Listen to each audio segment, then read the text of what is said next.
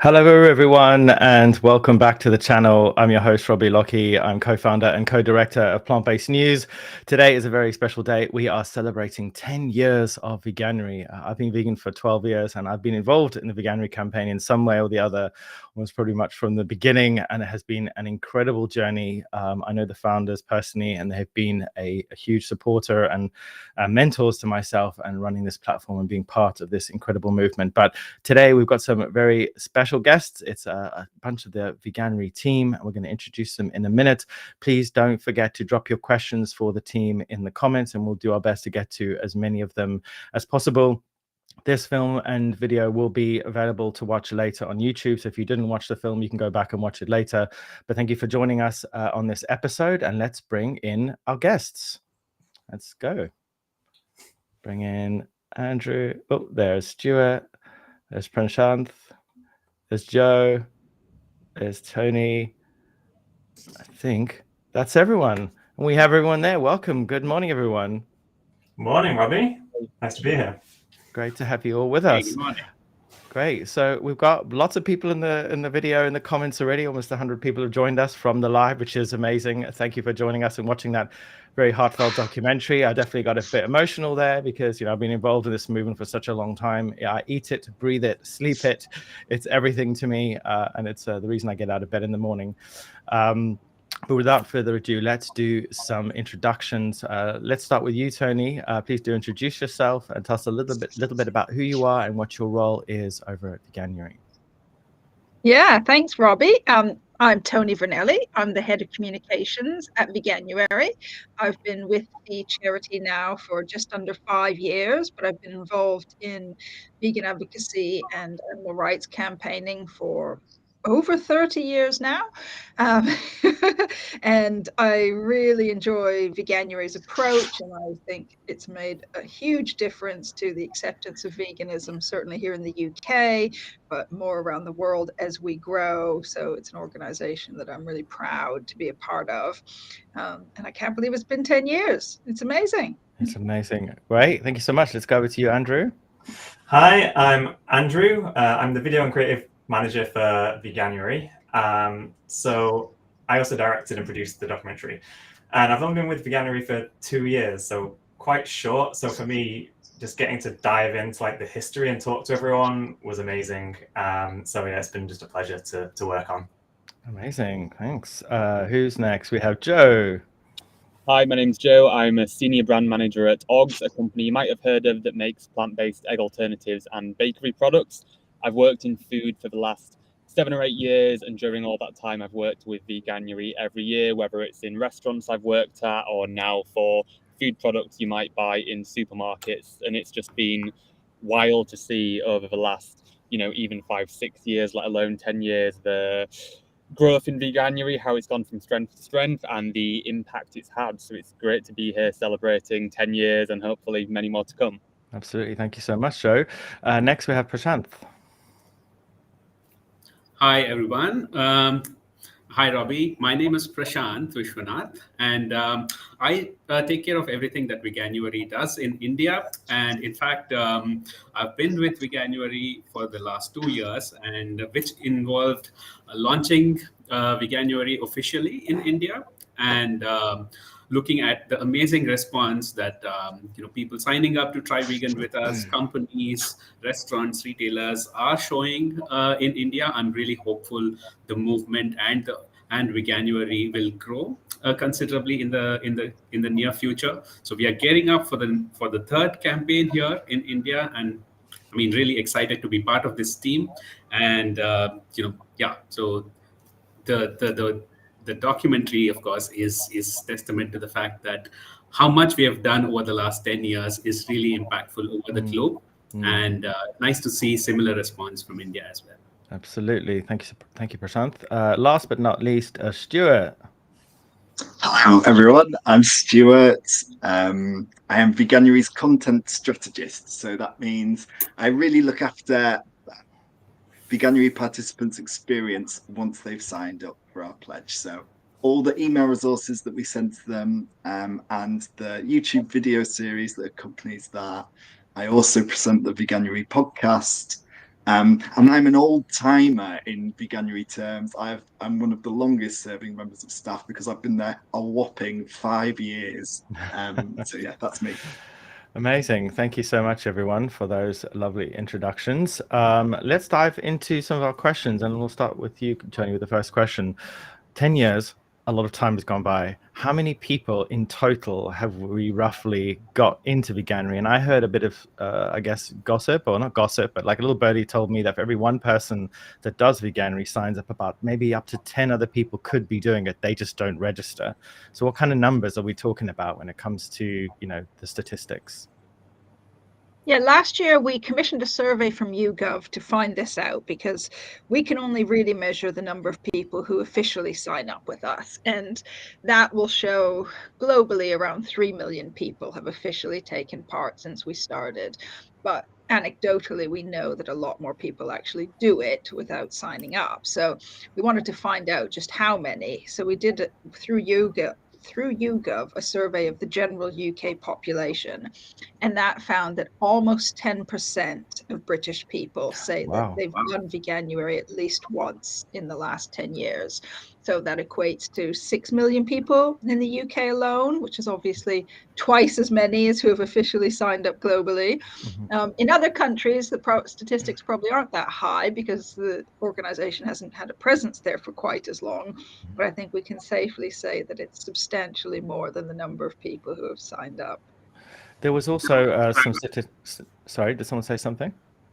Was that a overspill? Sorry, I think it may be my voice sneaking out someone's microphone. I was going to lead on from that. There has been obviously some statistics that on people who do Veganuary and then stick with it. What are some of those numbers, and what are some of the reasons that people actually end up falling off the apple cart, if we could say? Because for many of us, it's a lifestyle, we really live it, but for others, it can be a little more challenging.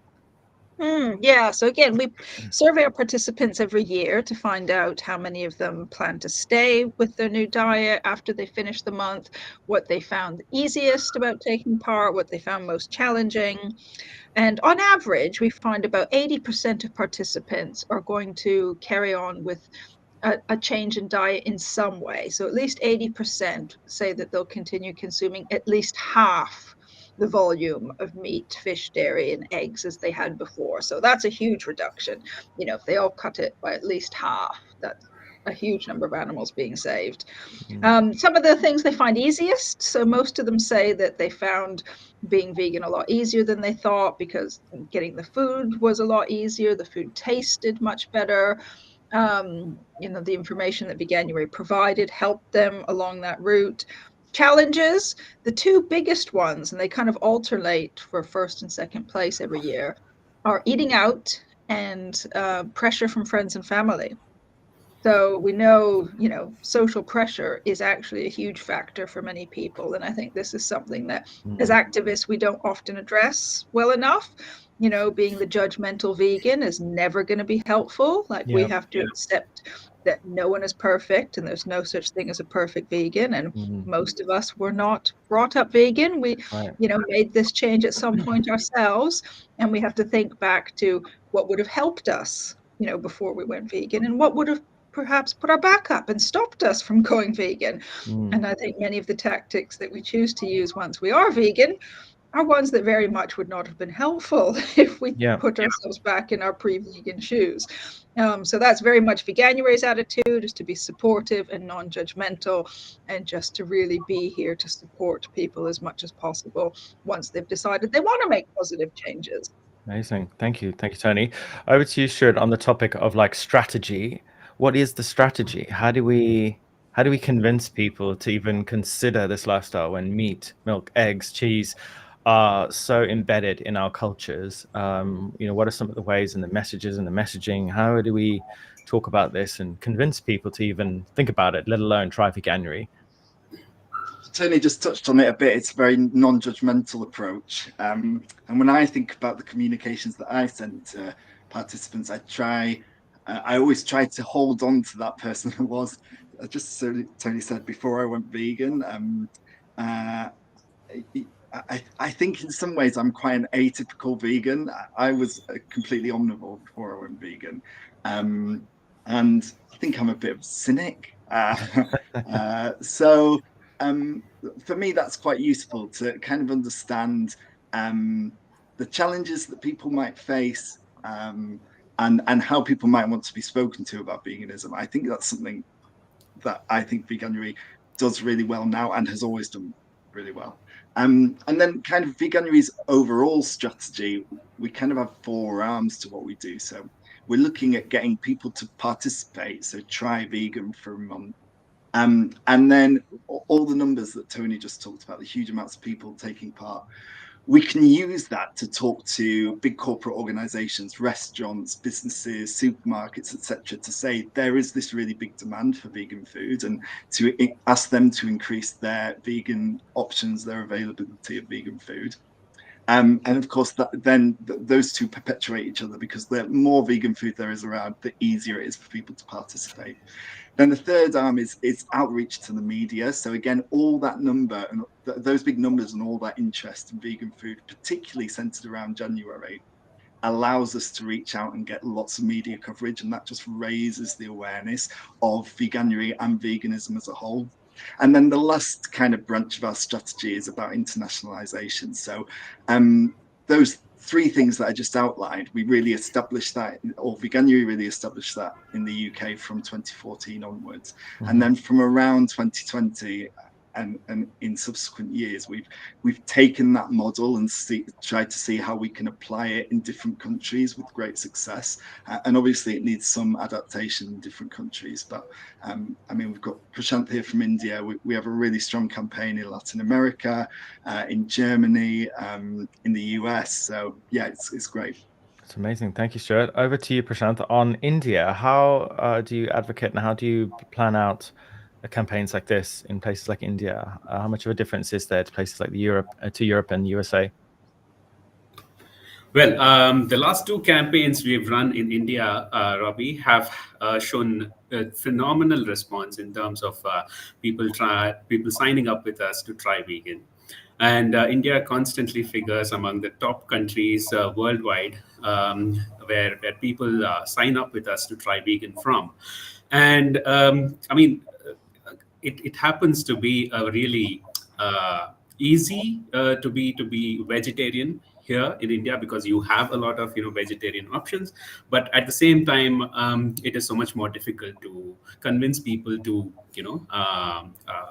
try alternatives to dairy, right? So while we do not have so much per capita meat consumption as Europe or the US, it is a particular sort of cultural challenge to help people wean themselves out of dairy and probably start by trying alternatives and then transitioning into a complete plant-based diet. So we've had a lot of success in adapting the content we provide to people who sign up by giving them Indian recipes, meal plans, a starter kit, a celebrity cookbook, all of these things which show recipes which they would probably eat on a regular basis, and which are not necessarily sort of foreign to them.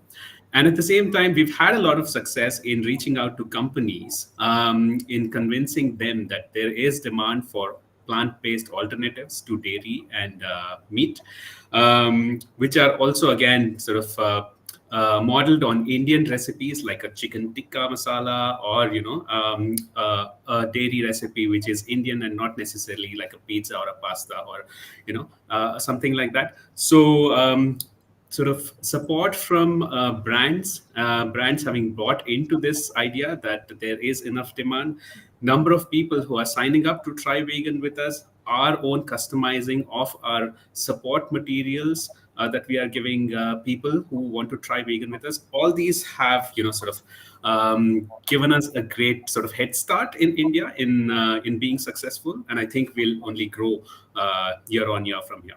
Mm-hmm. Thank you so much. Over to you, Andrew, regarding kind of content and kind of video and creative. How do you leverage engaging audiences on social platforms? Like, what are sort of the key things that you guys have been doing that you feel work the best? What are the most successful ways in which content and video and all the amazing things we can do with social media keep the conversation going and attract people into the Veganuary circle? I guess the key thing, it just goes back to the whole non-judgmental approach. So we want to make sure we're inclusive on social media. So everything we do has to be kind of aligned with kind of a positive encouragement. So we don't want to really scare people away too much. So we're very conscious of kind of cutting through some of the negativity with, a supportive voice, something that people can, look to for hope. Like our last campaign, the theme was hope. So it just very much aligns with Veganuary's message and ethos. So yeah, and I think just having a really great social team who just put really vibrant, bubbly videos together. It's a really good team to work with. So much like collaboration, and yeah, it's just great. Amazing. Thank you, Andrew. And last but not least, over to you, Joe. Like the role of like brands and products in this campaign and this movement is really important. Allowing people the option when they go into the supermarket to have the egg that they love or the bacon that they can't live without in their BLT. Talk us through a little bit about brands like Oggs and how important it's been for Veganuary to be able to promote products and services to the consumer.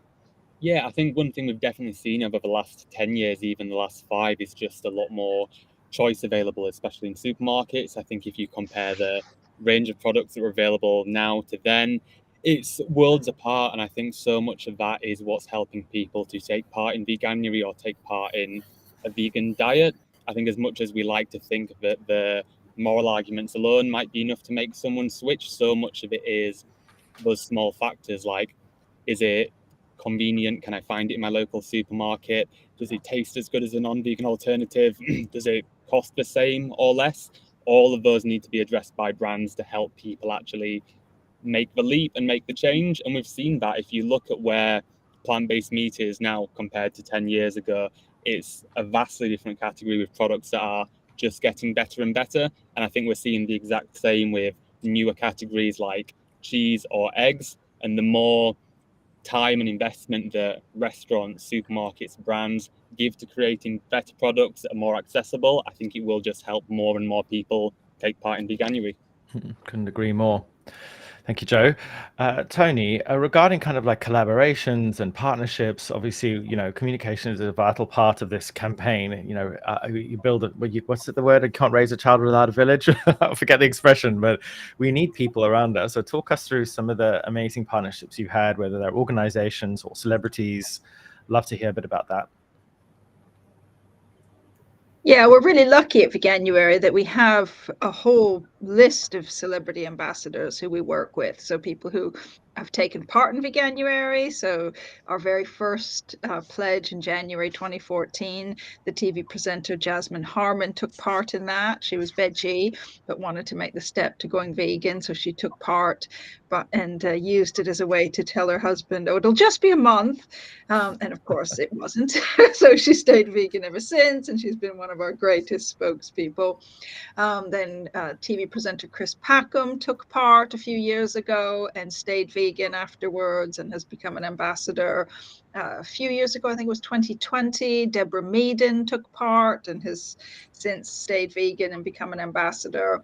So we're really lucky now that these people actually advocate on our behalf, not only for veganism as a cause, but for Veganuary and for actually taking part if you want to learn more and have a dip your toe in the water, as it were.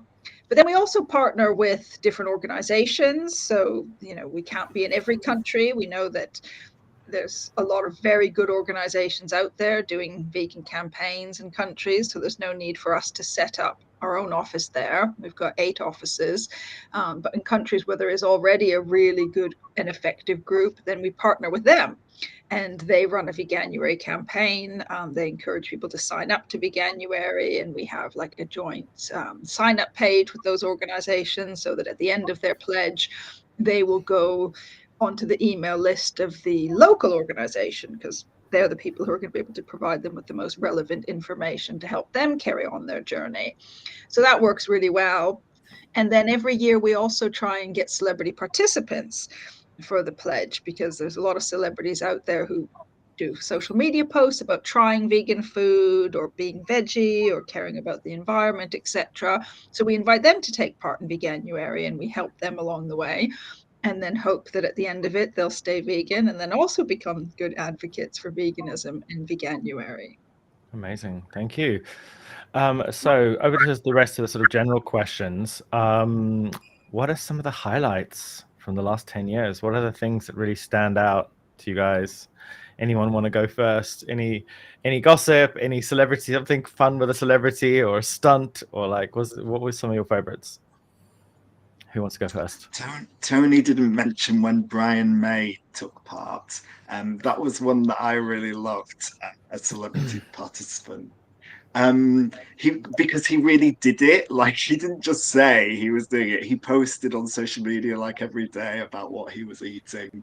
And a lot of the meals that he cooked were not like very glamorous. We're so used to seeing like Instagram vegan meals being really beautiful and colorful and with all these really hip ingredients.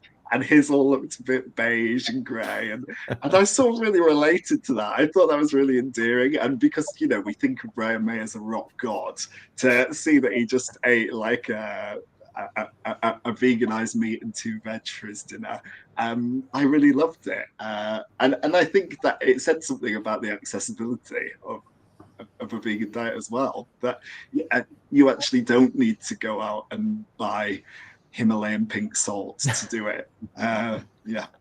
Or reishi mushrooms, Yeah. or some other fancy thing people can't pronounce. Anyone else with any anecdotes from the last 10 years that you'd love to recount?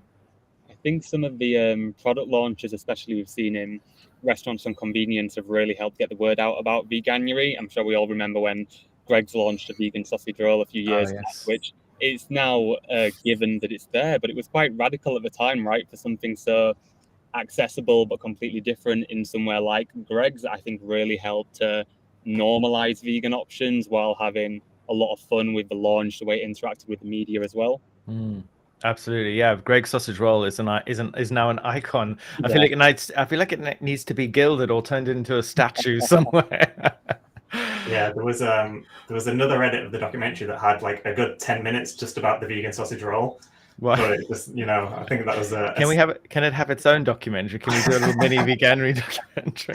Yeah, there's enough footage, but yeah, like everyone talked about the vegan sausage roll. There were so many great comments. Yeah. And what about you, Prashant or Tony?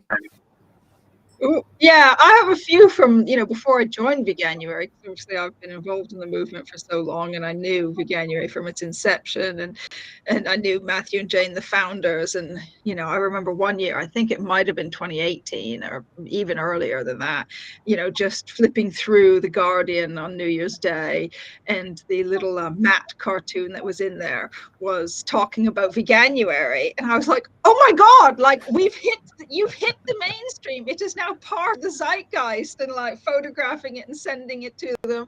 And the same year, Jane spotted in Paper Chase that one of the diary, for 2018 or whatever, listed January the 1st as the start of Veganuary. So it was like, oh my God, like this is now officially a thing. This isn't just this weird niche thing that vegans or get really excited about. This is now part. We're such geeks, all of us. Vegan geeks. And you, Prashant, any anecdotes for your time involved? Yeah, definitely. I think the most notable sort of thing from India is the support we've got from celebrities who are now on board as Veganuary ambassadors. So within 2 years, we've got 10 ambassadors from India, which includes actors from Bollywood and two mountaineers who have climbed Mount Everest thrice between them, and professional basketball players, professional tennis players.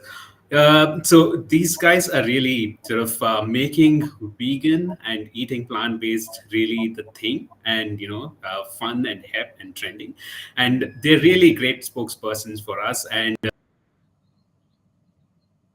people and fun people who are sending out all the right messages about how to be vegan. And Oh, we might be losing you. and at the same time, we've got like really, really amazing response from the press in the interest they have about reporting on, how many people participated, and who are the celebrities who are supporting Veganuary, and what's the interest like. So that's got, those two have got to be the top highlights for the last 2 years. Yeah. Amazing. Thank you for that. Let's go to the audience. There's a few questions here. Let's start with the most interesting one. And Helen says, for the team, how do we approach people with sensory issues about going vegan? People who say they can't eat anything else outside of what they know. I don't know if you wanted to take this one, Tony. I don't know, Stu, I think you probably get more direct questions from people who are taking part about this sort of thing, so you might have a better reply. Yeah, I think I think gone are the days where you have to have completely rearrange your diet if you go vegan. I think the availability of different products now, the really wide availability, usually in most supermarkets, is really good. So I don't think it's actually that difficult to recreate textures that you're familiar with from an omnivore diet in a vegan diet. That said, I do understand why it can be a barrier. You are having to approach stuff that is totally new. So I think the answer would be to take it really slowly. Like at Veganuary, we encourage people to take part in a month. But if that's not the right time frame for you, make it longer and just gradually introduce new ingredients. And I think that way you'll be able to find ingredients that feel quite familiar. And the sensory issues, it's always a bit difficult to say for sure when you've been vegan for as long as I have, which isn't even that long in the grand scheme of things, 5 years, but you can sort of forget what the texture of meat is like. But I feel when I eat a lot of the kind of meat substitutes and things like that, I do feel they have exactly the same texture that I remember meat being like. And then the other thing to say is you don't need to buy all those processed foods. You can actually recreate some of those textures quite successfully at home. So look around for some cookery books, look around for some vegan cooking channels. There's things you can do with mushrooms and tofu and jackfruit and celeriac. There's all sorts of options out there to recreate those textures, I think. Absolutely, yeah. And of course, probably it goes without saying, have a conversation with your therapist or your counselor before making any changes to your diet, especially if you have sensory issues that may cause you upset or distress. The next question is from Tom, and Tom says, do you have any suggestions for finding ways of working in a world of vegan, such as jobs, companies, industries, and any resources? Because having a vegan job is obviously the dream. So how do people get to work at Veganuary, maybe? Who's going to take that one?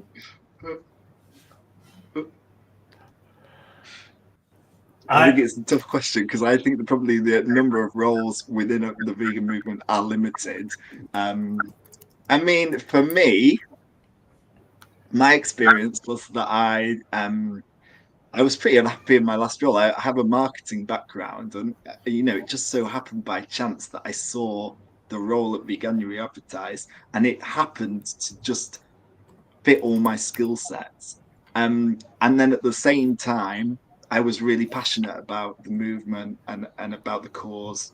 And so the combination of those two things are what I think Veganuary saw in me and why I got the job. So I think that's really what you can do. You have to be really interested and passionate about the issues and the movement, and then just focus on the things that you are already in your skill set and make sure they're as good as they can be. Because within the vegan movement, we need all kinds of things. We need campaigners, and we need marketers, and we need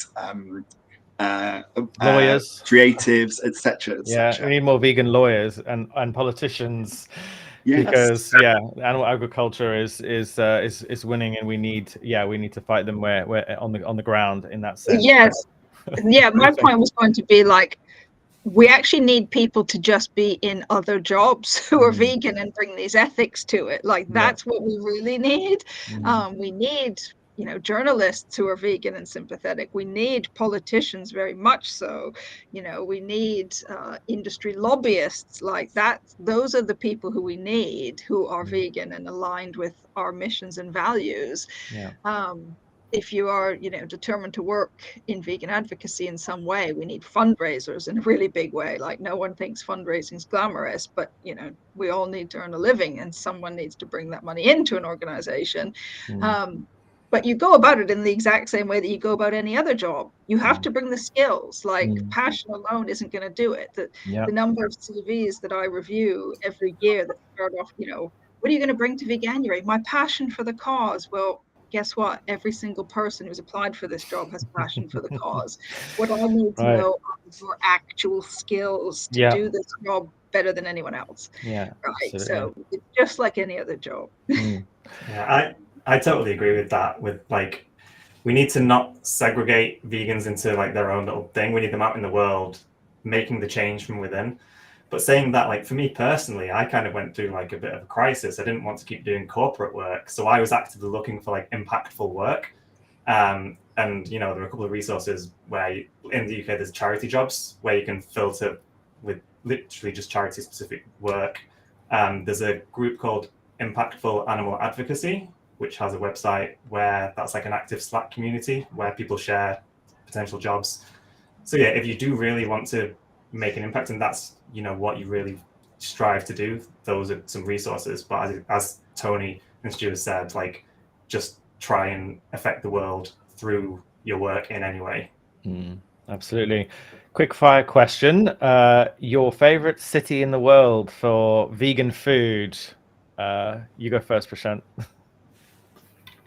I've got to say New Delhi because, again, lots of flavorful, you know, amazing street food. I would eat it every day of my life. But apart from that, I would definitely say London is my second favorite city for vegan food. Amazing. You, Tony? I guess Vancouver, Canada. I mean, it's really got an amazing selection, different types of food, every possible different ethnicity of food you can imagine, and it's usually fairly affordable as well compared to eating out in the UK. Who's next? You, Stuart? I love Glasgow. I'm not a massive traveller, so I mainly know the UK. And I had an amazing weekend in Glasgow. So many great vegan places, and I mean, I live in Leeds, so shout out for Leeds because there's loads of great vegan options here as well. Joe? I like to think I'm a bit spoiled living in London, which has so many great vegan choices. But I did visit Barcelona earlier in the year, which I expected to be a bit more of a challenge. But the amount of vegan restaurants and even vegan choices in any other restaurant was, absolutely blew me away. So I'd really recommend a trip there for any vegans. And Andrew? Yeah, it's a really hard question, especially because I haven't visited that many cities internationally. But obviously, London's great. There's so many great options there. But also, like, Manchester, like my nearest city, pretty much. You know, it's not really shouted about for the vegan scene, but certainly the Northern Quarter, there's some great little vegan independents, and just loads of great options around the north. I'd have to agree and be very boring and say London because it is my city and there's so much choice. But let's leave it there. We're out of time. Thank you so much for joining us on this live Q&A. What a pleasure to celebrate with all of you on this momentous and auspicious occasion. 10 years of Veganuary. May we have 10 more wonderful years and continue to spread this important message and protect the lives of animals, protect and save our beautiful planet, and assure the future for billions more people to come. Thank you. Thank you so much. Thanks, everyone. Bye. Thanks, Robbie. Bye. Thanks, everyone. I've been your host, Robbie Lockie, and this is PBN Live here on YouTube. Hope you enjoyed that live. And also, if you haven't seen the film, please go and check out our YouTube channel where we are celebrating 10 years of Veganuary. What an amazing platform, really helping spread the message and get veganism on the mainstream. So as always, if you like this episode, please don't forget to comment, like, and share. If you're on Apple Podcasts, please check out our podcasts. And if you are like stories and articles, please check out our website at plantbasednews.org, where we post post regular news and views on the plant-based lifestyle, vegan living, ethical consumerism, and everything else in between. Have a wonderful day and see you soon.